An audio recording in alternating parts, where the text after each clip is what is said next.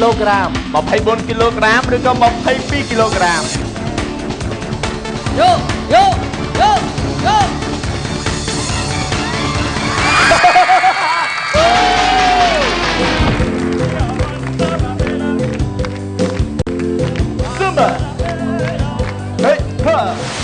សំណួរតើស្រូវមួយថាំងស្មើនឹងប៉ុន្មានគីឡូក្រាមចំឡោយ24គីឡូក្រាមឬក៏22គីឡូក្រាម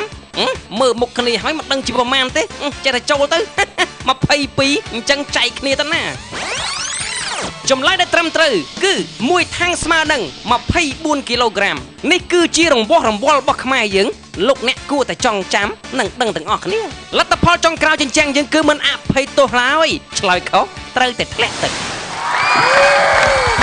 បាទនីតាគិតឃើញយ៉ាងម៉េចដំបូងយកចម្លើយត្រូវហើយបើជាតម្រង់មក22ចម្លើយតែខុសវិញបងអញឃើញអត់ខ្ញុំរត់ទៅរកអាត្រូវមុនគេហើយទៅបង22អន់ទៅ22មកខ្ញុំខំរត់22មកធ្លាក់ទឹកដែរអីចោះពេលអញរត់មក22វិញមានខុសណាអូនត្រូវតា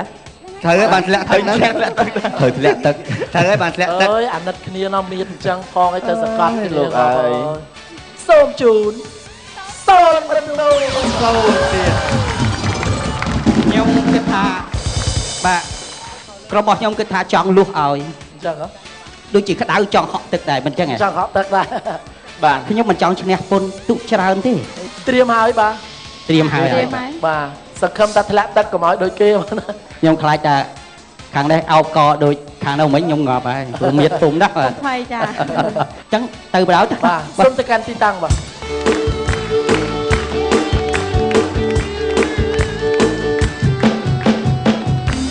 សូមបង្ហាញជញ្ជាំង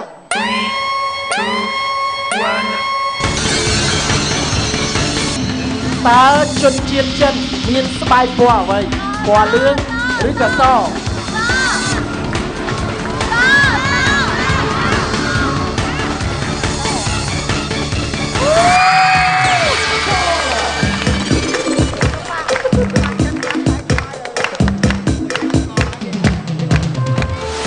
សំណួរតើជនជាតិចិនមានស្បែកពណ៌អ្វីចម្លើយលឿង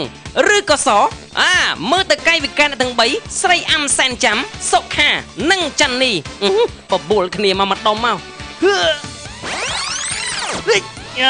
ចូលហើយបានសម្រេចអញ្ចឹងមានន័យថាជនជាតិចិនស្បែកពណ៌លឿងលបងទាំងពីរស្បែកល្មមបានហើយជន់ខ្ញុំមកលើនេះកាយវិការឆ្លងល្អប្រកបដោយភាពក្លាហានចម្លើយច្បាស់ទៀតបាទសូមជូនបន្ទុកពេញទៀត20បន្ទុកបាទអាយ៉ា30អែមីអើយ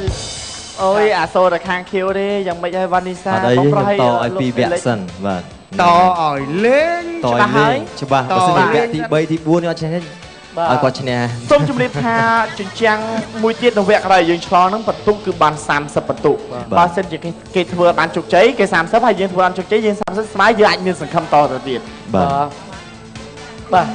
មុននឹងជួបនឹងជញ្ជាំងអាត់កំបាំងនៅពេលនេះសូមអនុញ្ញាតសម្រាប់បន្តិចសិនបាទ